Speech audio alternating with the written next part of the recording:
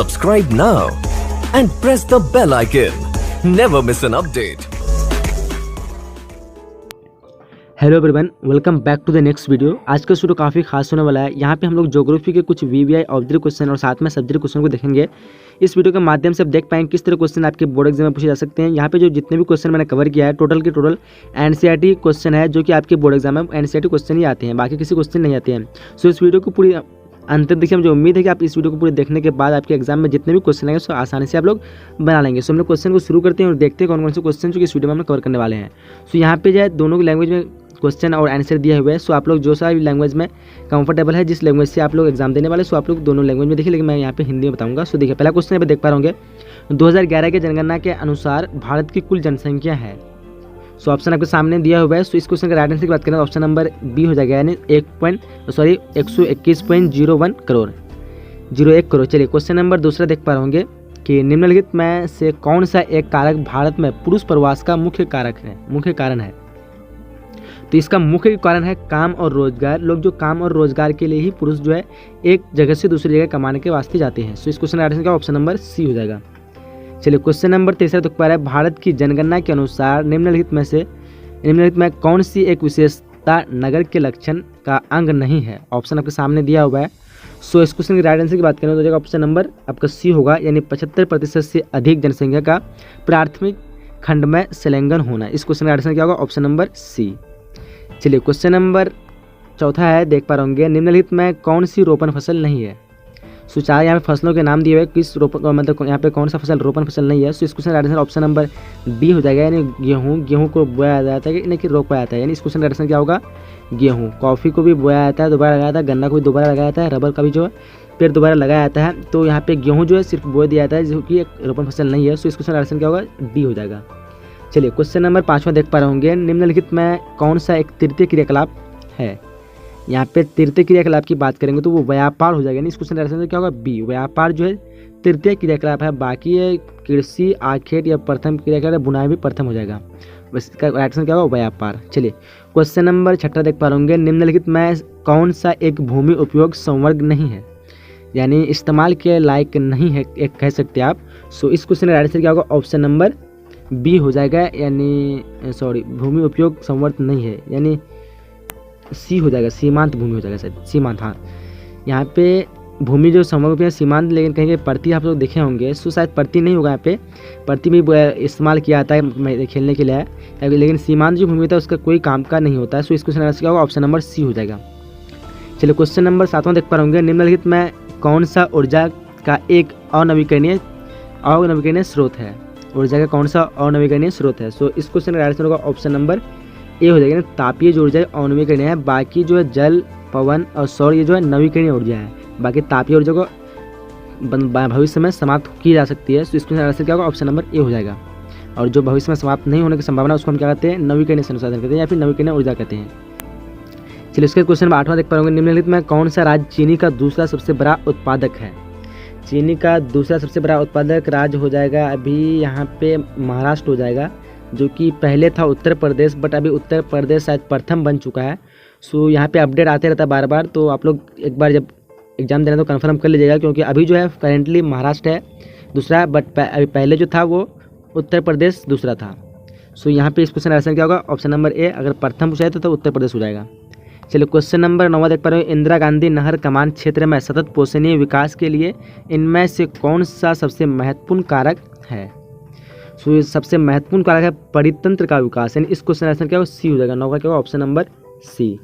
चलिए question number 10वां की तरफ बढ़ते हैं, और क्वेश्चन 10वां आपके स्क्रीन पर देख पाएंगे, निम्नलिखित में कौन सा एक स्थलबद्ध पोतश्रय है। सो स्थलबद्ध पोतश्रय यहाँ पे विशाखापट्टनम हो जाएगा, यानी इस क्वेश्चन आंसर क्या ऑप्शन नंबर बी हो जाएगा। 10 का ऑप्शन नंबर बी। चलिए क्वेश्चन नंबर 11 देख पाए, नौ निश्चयवाद के प्रवर्तक कौन है। सो नौ निश्चयवाद के प्रवर्तक हो जाएगा टेलर हो जाएगा, जी टेलर, यानी इस क्वेश्चन आंसर क्या ऑप्शन नंबर ए हो जाएगा। चलिए उसके क्वेश्चन नंबर 12 देख पा रहे हैं, पर्वतों पर किस प्रकार का अधिवास पाया जाता है। सो इस क्वेश्चन आंसर का ऑप्शन नंबर डी, यानी सीढ़ीनुमा। ये पर्वत होते हैं कैसे होते हैं, एक इस टाइप के होते हैं, ऊंचाई वाले पर्वत। सो इसको क्या करते हैं, यहाँ पे ये वाला एरिया जो है, इस वाला एरिया को काट के सीढ़ीनुमा टाइप का बना देते हैं, या फिर इधर वाला एरिया भी काट सकते हैं।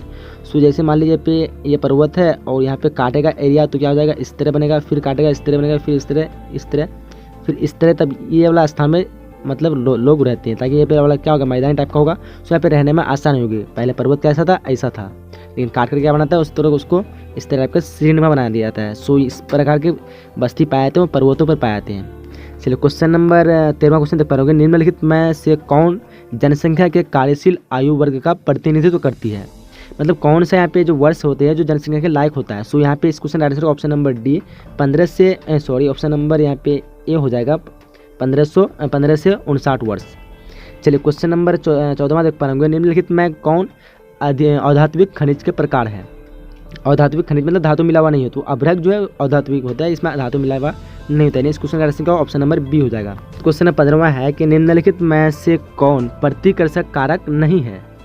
ऑप्शन आपके सामने दिया हुआ है। सो इस क्वेश्चन राइट आंसर की बात करेंगे तो ऑप्शन नंबर डी हो जाएगा, यानी गृह प्रेम। बाकी सब जो है प्रतिकर्षक कारक है और ये जो है एक अपकर्षक कारक है। चलिए क्वेश्चन नंबर 16वां देख पा रहे होंगे, निम्नलिखित में कौन एक तेल शोधक कारखाना है। तो तेल शोधक कारखाना यहाँ पे बरौनी हो जाएगा, इस क्वेश्चन आंसर का ऑप्शन नंबर ए हो जाएगा, बरौनी। चलिए क्वेश्चन नंबर 17वां देख पा रहे होंगे, निम्नलिखित में कौन राजधानी नगर है। यानी ये किसी चीज़ का कोई भी राज्य का एक राजधानी है और साथ में नगर है। तो यहाँ पे आप लोग देख पा रहे होंगे, यहाँ पे जयपुर जो एक राजधानी नगर है जो कि राजस्थान का राजधानी होता है। राजस्थान क्या होता है, जयपुर, यानी इस क्वेश्चन आंसर का ऑप्शन नंबर डी हो जाएगा, 17 का ऑप्शन नंबर डी।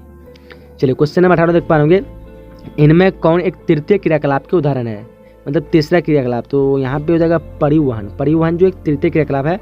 बाकी मछली पालन ये है प्रथम क्रियाकलाप, आखेट भी है प्रथम क्रियाकलाप, बट विनिर्माण ये आपका द्वितीय क्रियाकलाप में आ सकता है। सो इस क्वेश्चन आंसर का ऑप्शन नंबर डी यानी परिवहन, 18 का ऑप्शन नंबर डी हो जाएगा। चलिए क्वेश्चन नंबर 18 का सी होगा, डी बोल रहे हैं। चलिए क्वेश्चन नंबर 19 देख पाएंगे, निम्नलिखित में कौन चीनी उद्योग के केंद्र है। तो चीनी उद्योग के केंद्र की बात करें तो यहाँ पे क्यों बटर हो जाएगा, इस क्वेश्चन आंसर का ऑप्शन नंबर सी होगा। 19 का क्या होगा, ऑप्शन नंबर सी यानी क्यों बटोर। क्वेश्चन नंबर 20 देख पा रहे होंगे, निम्नलिखित में कौन पेट्रो केमिकल उत्पादक केंद्र है। ऑप्शन आपके सामने दिए हुए हैं। सो इस क्वेश्चन का आंसर होगा ऑप्शन नंबर बी यानी मुंबई। चलिए क्वेश्चन नंबर 21 देख पा रहे होंगे, निम्नलिखित में कौन सूचना प्रौद्योगिकी केंद्र है। यहाँ पे कौन सा सूचना प्रौद्योगिकी केंद्र है, ऑप्शन दिया हुआ आपके सामने में। सो इस question answer option number C यानी बंगलोर। क्वेश्चन नंबर 22 देख पा रहे होंगे, निम्नलिखित में कौन लौह इस्पात उद्योग के केंद्र है। सो लौह इस्पात उद्योग के केंद्र हो जाएगा यहाँ पे ऑप्शन नंबर आपका बी हो जाएगा, राउरकेला। बढ़ते हैं नेक्स्ट क्वेश्चन की तरफ। क्वेश्चन नंबर 23 देख पा रहे होंगे, किस वर्ष भारतीय रेल की शुरुआत हुई थी। आसान से क्वेश्चन है, इस क्वेश्चन क्या होगा 1853 यानी ऑप्शन नंबर सी राइट हो जाएगा। चलिए क्वेश्चन नंबर 24 देख पाए, भारतीय रेल जाल की कुल लंबाई कितनी है। तो भारतीय रेल जाल की कुल लंबाई की बात करेंगे तो इसका राइट आंसर होगा ऑप्शन नंबर ए यानी 63,221, बट अभी कुछ बढ़ सकता है। सो इस क्वेश्चन का ऑप्शन नंबर ए हो जाएगा।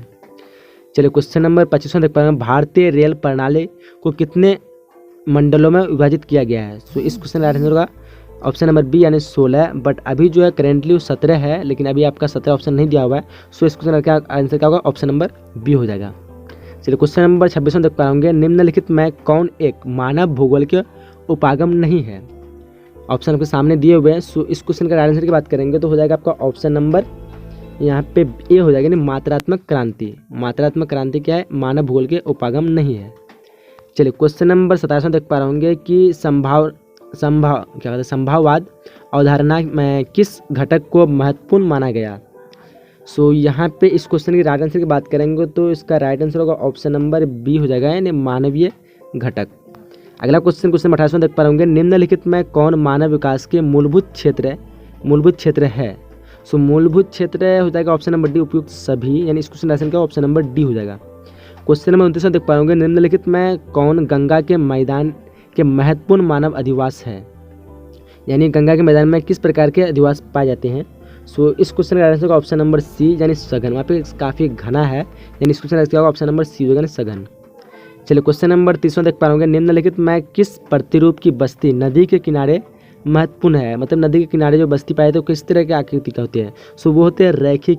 क्या होते हैं, रैखिक। मतलब नदी क्या होते सीधे होते हैं, कई बार मैं बताया भी हूँ। सो इस प्रतिरूप जो बस्ती हुई सीधा टाइप के हो गए। सो इस तरह के प्रतिरूप को क्या कहते हैं, रैखिक कहते हैं।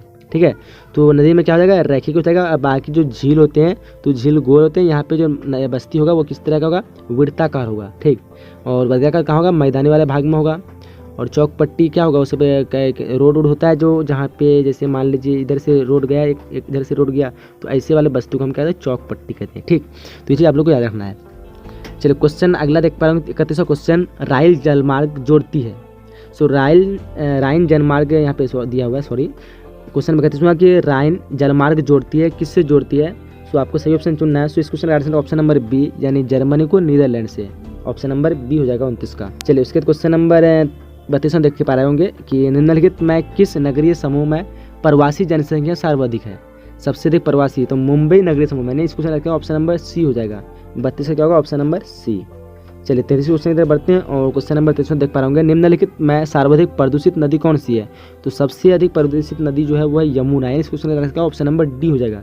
33 का क्या होगा, ऑप्शन नंबर डी। चलिए क्वेश्चन नंबर 34 देख पा रहे होंगे, निम्नलिखित में कौन पश्चिमी भारत की नदी बेसिन है। पश्चिमी भारत की नदी बेसिन की बात करें तो इस क्वेश्चन का आंसर का ऑप्शन नंबर ए हो जाएगा, यानी माही बेसिन। कौन सी है, तो माही बेसिन हो जाएगा।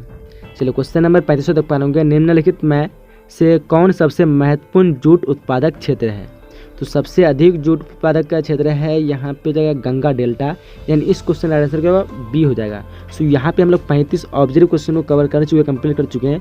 और थोड़ा हम लोग सब्जेक्टिव क्वेश्चन को देख लेते हैं, जिसका नोट आप लोगों को खुद से तैयार करना है। आप लोग किताब से ढूंढ के या फिर कहीं से भी इस क्वेश्चन को नोट करके रख लीजिए, और बाकी अपने हिसाब से आप लोग इसका आंसर ढूंढ के आप लोग कॉपी में नोट कर लीजिए, ताकि आपको एग्जाम में अगर आए तो आप आसानी से लिख सकें।